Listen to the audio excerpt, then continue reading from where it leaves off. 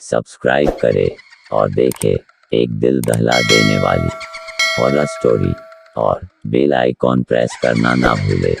कहानी है अमरपुर की।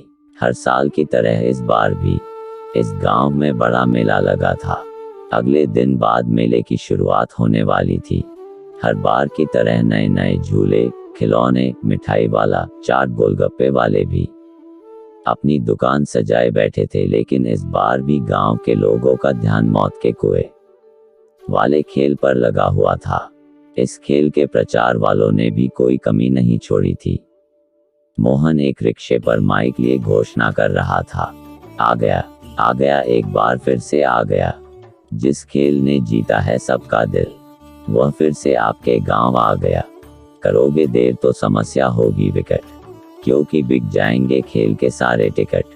गांव का हर एक आदमी जल्दी से जल्दी टिकट लेकर खेल का सबसे पहला शो देखना चाहता था। अगले दिन खेल का पहला शो था, लेकिन उसी रात गांव में एक अजीबोगरीब घटना घटी, जहां पर मौत के कुएं का खेल दिखाने की तैयारी थी। आधी रात के बाद अचानक वहां से मोटरसाइकिल चलाने की आवाज आने लगी।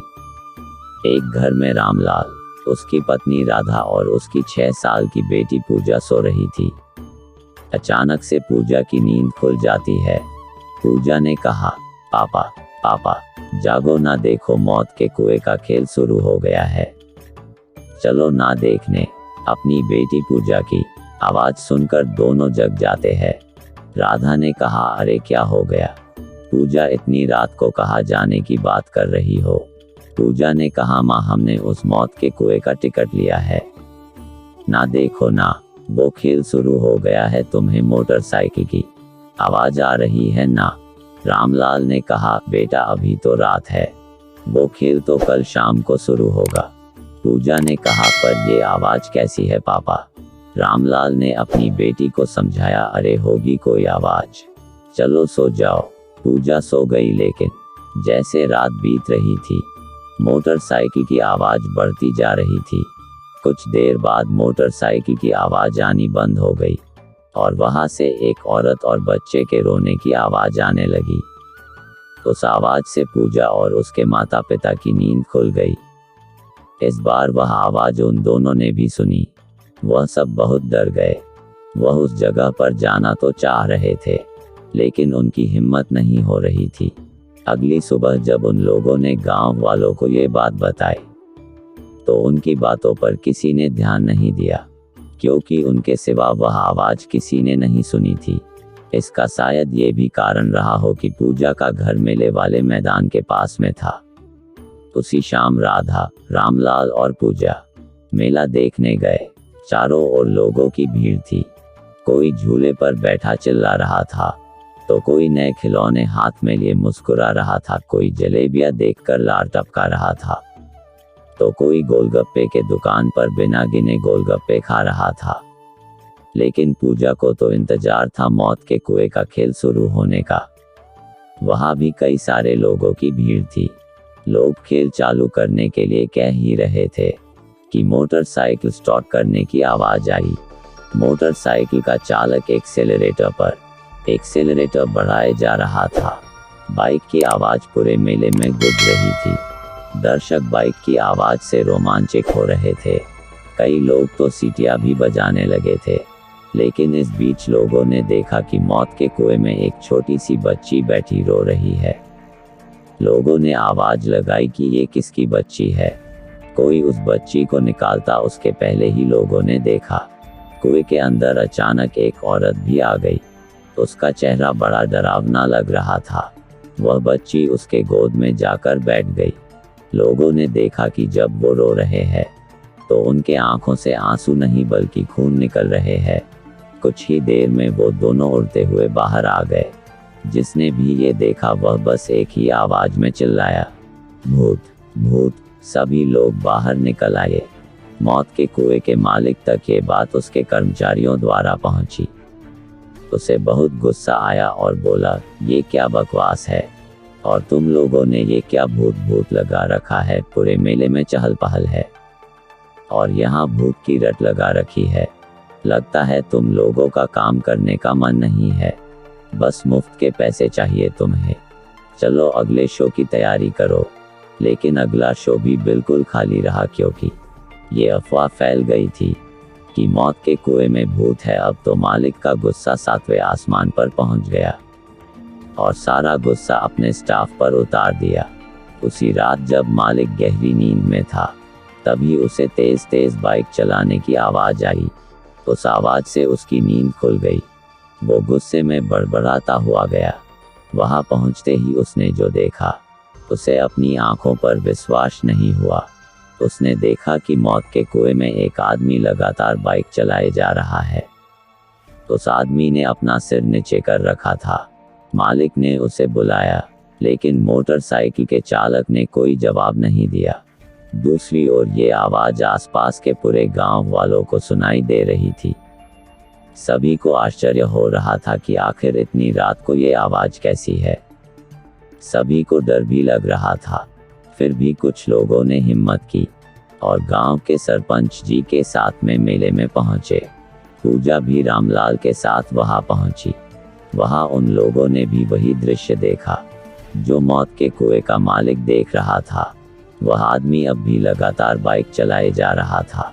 तभी फिर से वही औरत और बच्ची अचानक से वहां आ गई। सभी गांव वाले उस औरत और बच्ची को गौर से देख रहे थे। तभी जो आदमी बाइक चला रहा था, उसके सिर से खून बहने लगा। उसके खून से मौत के कुएं की पूरी दीवार लाल हो गई। कुछ देर बाद वो औरत और बच्ची उसी तरह रोने लगे। अब तो सारे गांव वालों की हालत खराब हो गई। किसी को कुछ समझ नहीं आ रहा था कि आखिर ये लोग हैं कौन। तभी मौत के कुएं का मालिक फिर से चिल्लाते हुए कहता है, अरे सुन नहीं रहे हो? तुम कौन हो? तुम लोगों को क्यों डरा रहे हो? क्यों तुम मेरे खेल को बदनाम कर रहे हो? मालिक की बात सुनकर बाइक चलाने वाला अपना सिर ऊपर करता है। उसे देखकर मालिक की आवाज लड़खड़ाने लगती है, तुम कहाँ से आ गए विक्रम? तुम तो। सरपंच ने मालिक से पूछा, अरे कौन है ये? तुम इसे जानते हो क्या? तब बाइक चलाने वाला अपनी बाइक रोकता है और कहता है कि क्यों मालिक, आप बताओगे या मैं बताऊं इन्हें? मालिक ने कहा, मैं क्या बताऊं, मुझे कुछ नहीं पता। तब विक्रम ने बताना शुरू किया। विक्रम ने कहा, गांव वालों, यह एक दुष्ट आदमी है। इसके सीने में दिल नहीं है। ये जानवर है, जानवर। मेरा नाम विक्रम है। मैं पिछले साल तक इसके साथ काम करता था। आप तो जानते हैं कि मौत के कुएं में गाड़ी चलाना हर दिन मौत से गले लगाना जैसा काम है। मैं हर रोज अपने परिवार और इसके लिए जान की बाजी लगाकर मोटरसाइकिल चलाता था। पर उस दिन शायद मेरा दिन खराब था। किसी दूसरे गांव में मेला लगा था। मैं अपना खेल दिखा रहा था कि अचानक मोटरसाइकिल का एक्सीडेंट हो गया और मेरा सिर कुएं की दीवार से जा टकराया। लगातार खून बहता रहा और मैं बेहोश हो गया और फिर मेरी मौत हो गई। विक्रम के मौत के बाद उसकी पत्नी और उसकी छोटी सी बेटी के सामने जीवन चलाना बहुत कठिन हो गया। वो एक दिन मालिक के पास गए और कुछ पैसे मांगे, पर उसने कोई मदद नहीं की और वहां से भगा दिया। वे दोनों परेशान होकर बाहर चले आए। विक्रम की पत्नी ने किसी और जगह काम करने की कोशिश की, लेकिन कहीं काम नहीं मिला। भूखे प्यासे सड़क पर भटकते कई दिन बीत गए और फिर भूख से उन दोनों की भी मौत हो गई। विक्रम ने पूछा, गांव वालों, आप लोग ही बताइए, मेरा और मेरे परिवार का क्या दोष था जिसकी हमें सजा मिली? अरे हम तो कलाकार हैं, इसी से हमारी रोजी रोटी चलती है। लेकिन कल को कोई हादसा हो जाता है तो मालिक हमें मरने को छोड़ देता है। हम पूरा जीवन आपकी खुशी के लिए, आपके मनोरंजन के लिए काम करते हैं, और बदले में हमें क्या मिलता है? विक्रम की बात सुनकर गांव वालों ने उस मालिक को मारने के लिए घेर लिया। मालिक जोर से चिल्लाया, अरे अरे मुझे छोड़ दो, मुझसे गलती हो गई। सरपंच ने कहा, हम तुम्हें एक ही शर्त पर छोड़ेंगे कि तुम अपने यहाँ काम करने वालों की गारंटी लोगे कि उन्हें कुछ हो गया तो उस परिवार को बेसहारा नहीं छोड़ोगे। अरे आजकल तो बीमा होता है, क्यों नहीं सबका बीमा करवा देते? सरपंच की बात मालिक मान गया। उसने सभी काम करने वालों का बीमा करवाया। विक्रम जीते जी अपने और अपने परिवार के लिए कुछ नहीं कर पाया, लेकिन मरने के बाद अपने साथियों का भविष्य सुरक्षित कर दिया। ओवर कॉन्फिडेंट तू हो रहा, मौत न लिखवा।